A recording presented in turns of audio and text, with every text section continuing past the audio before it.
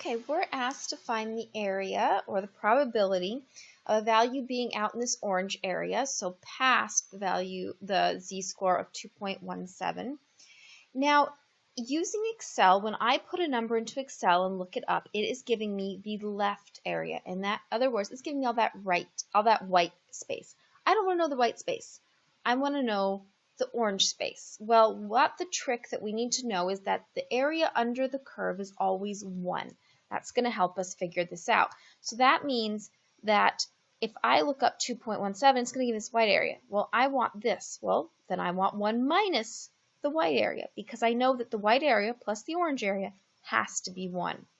So when I go into Excel, I'm going to go up here, more functions, so I'm in formulas, more function statistical, and you want to go down here to normal, and we're on the z-score, so I'm going to go normal S distribution, or my normal one, put in my value, so in this case 2.17, and I put in true because I want the cumulative. So this is the area of the white space, but I don't want to know that. So I'm going to come down here and I'm going to do 1 minus the value in A1. So there, 0.0150, or about 1.5%, that is the area of my orange.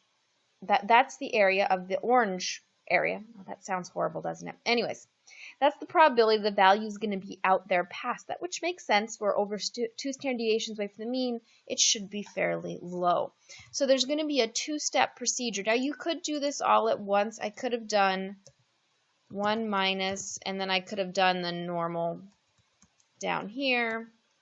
Oh, come on. Well, see, you have to get it all in there. There's a way to do it all in one. I usually really easily I do it in 2 steps. This is how I normally do it when I do it for myself.